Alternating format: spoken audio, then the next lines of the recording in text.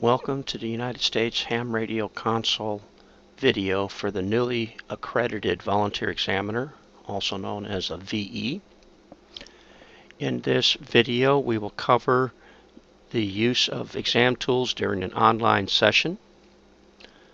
I am N4FWD and I will be your host for this video.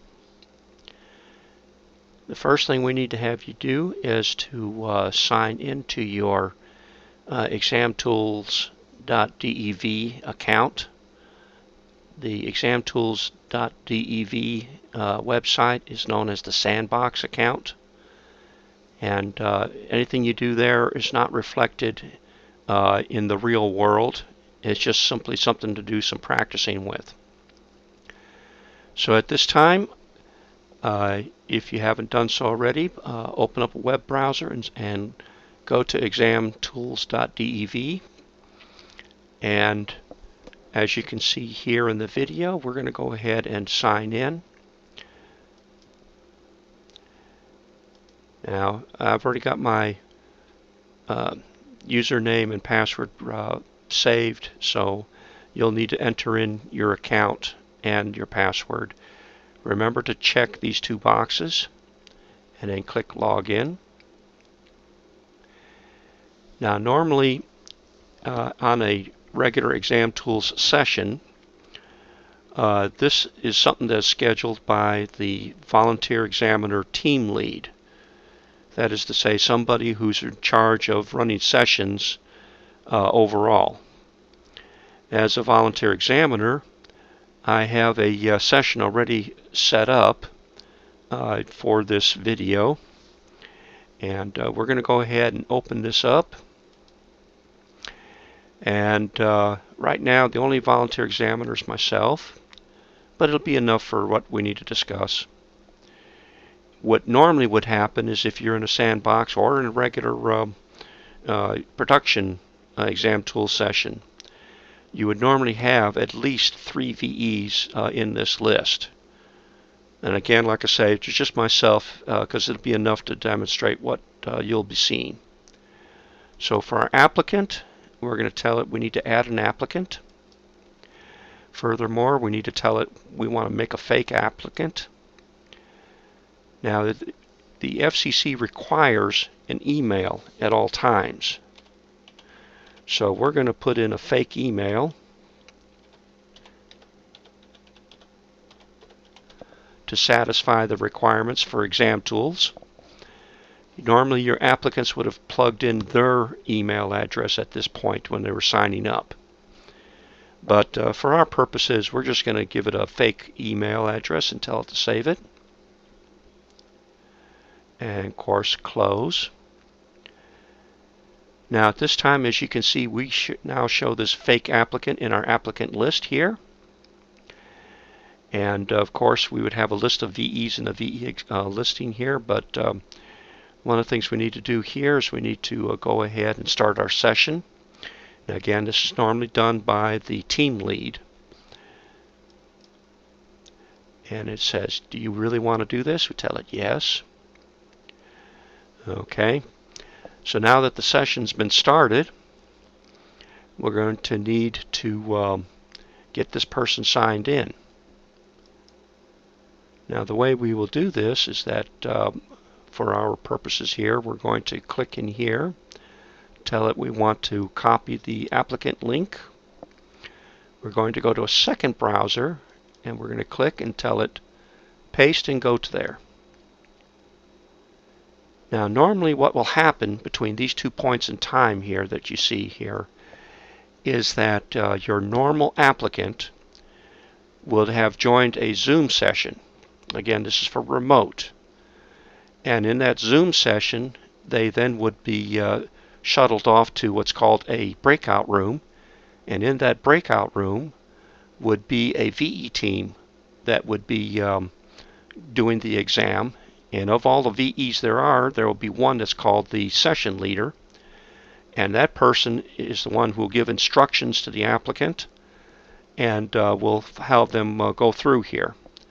So what will happen is that they will have the applicant log into the regular exam tools, They'll fill out the team ID and the PIN number. And when they're told to join the session, you will now see what you see here in the right browser. They will be seeing this particular request to join. Now, on the VE side of the house, the part that you're going to be concerned with, you've got a little running man right here. And what we'll do is we'll go ahead and click that. It'll display the same information that they had entered, and you tell it to approve. And then what they will then, on the applicant side of the house here in the right browser, they will see this page of information. The person running the session there in the breakout room will then instruct the applicant to double check the information and then to go ahead and start the technician exam or general or extra depending upon what they're testing for.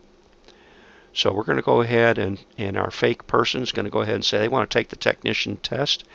They are going to be presented again with this particular screen. Now jumping back over here to the VE side of the house, we're going to have a hourglass here. And there's basically EXAMTOOLS is requesting a VE to go ahead and generate an exam. Now normally the team lead in the breakout room will assign a person to do that job. So we're going to go ahead and fake it, and we're going to say yes, we've approved it. On going back over here to the applicant side of the house, we will see that an exam has been generated. And again, the person running the session in the breakout room will give instructions on this interface in case that the applicant is not completely aware of how this thing works. And they'll do things like, for example, say 35 remaining. Now sometimes the Zoom window will overwrite this here, and they'll have to move them out of the way. This here will count down as the questions are answered. If a question is skipped, it will then, over here, we'll get a bubble with the number of the question that was skipped. That it's a hyperlink, they can go back to it. Some of the questions that will appear in the exam will have diagrams. The exception to that would be if you were testing, say, for example, a blind person using a proxy, in which case you will earmark it. The person setting up the exam will earmark it so that they don't get any diagrams. Anyhow, once this is done, then we tell them about being able to change the black to white, white to black, and etc. And then we give them instructions to go ahead and start their exam. On the applicant side, to speed things up a little bit, this is the development, so we can just simply hit the equal sign and it will automatically enter it and advance to the next question.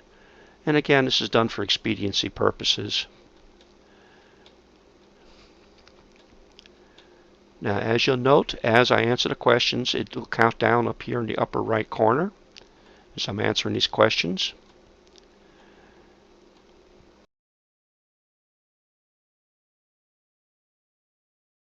The lead person will instruct them that until they press the grade exam button, they can review, change answers, do whatever they want to. But once they press the grade exam button, it turns over to the VE team for grading. And since we've answered all the questions, we're going to go ahead and tell it, we're the applicant, and we're going to say, go ahead and grade our exam. That person will then be presented with this screen here. Jumping back over to the VE side of the house, we will then have this other symbol here which says we want to grade this exam. So we'll click on it. You'll put in your user ID and your password and then tell it to approve it. On the applicant side of the house, they will then be presented with a either failed or passed. In either case, they'll be told how many questions were answered, how many correct questions were answered out of the pool of 35.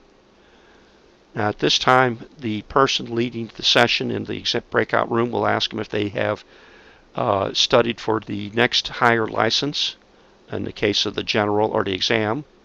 If they have, then they would simply press start that next level of exam.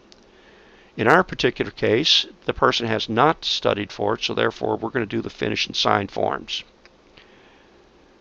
We'll have them click and then finish and sign a second time. Then the applicant will be presented with this particular screen. And in this screen, we'll have them verify again that the information is correct. Tell it to click on the first blue bar to review Quick Form 605. This is a document that is sent to the accrediting VEC, who then will bundle it up with all the other people that were testing on that day and then send it forward to the FCC for processing. As you can see, we'll have the applicant double check the information, make sure everything's correct. Note to them that they have either had a new license grant or they've been doing an upgrade. We'll have them scroll down, and in this lower block it says I certify that. You have 6 bulleted statements. Normally the instruction to the applicant is to read these instructions because they will be signing, attesting that they have read these instructions here under I certify that. We then tell them to close it. Comes back to this screen for the applicant. They then click on Review CSCE, Certificate of Successful Completion of Exam. And we tell them that they will get a copy of this without the word draft on it. And have them give it a once-over. They'll go ahead and sign for this later on here in a moment. Then we'll go ahead and tell it close. Then we will instruct the applicant read this information above the red type, and then type in their name down here. In this case, I'm going to copy over the information from the other one.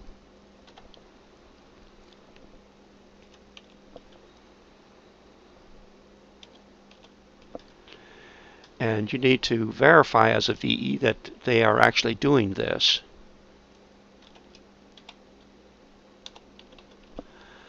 Now they can also use a pre-fill if they need to. Then the last instruction we say is down here in the sign here, use your best mousemanship or a pen or whatever and sign it. So that with their mouse they'll just go ahead and sign this here. And it's a little bit of a scribble, but you get the general idea here. And if they're not happy with it, they can hit clear signature, which will do like that. And once they're happy with it, they will then click on Sign Documents, Finish Session, Log Out, and then they would disconnect their browser from the sharing that they've been doing via the remote. Now on the VE side of the house, what will happen is that once they've signed this here will light up green in the case where they passed, or it'll be gray in the case where they're not passed. Then depending upon the VEC's requirements, you as a VE you will sign it or ignore it depending upon their policy. In this particular case, let's show you what it looks like when you go to sign it. You would click on here, and what you would have is you'd have a list of the 3 VEs that will attest that this exam was done correctly. Then the VE will then click on Sign, put in their password, and then tell it to sign. Then this here will change depending upon how many VEs have signed. Once that's done and over with, then at that time, this here will allow them to send this will change into a email symbol, which I don't have right now. And that will allow the team session manager to go ahead and forward that CSCE to the mailbox of the applicant. So at this point in time, we're basically done. And with that, this video is done.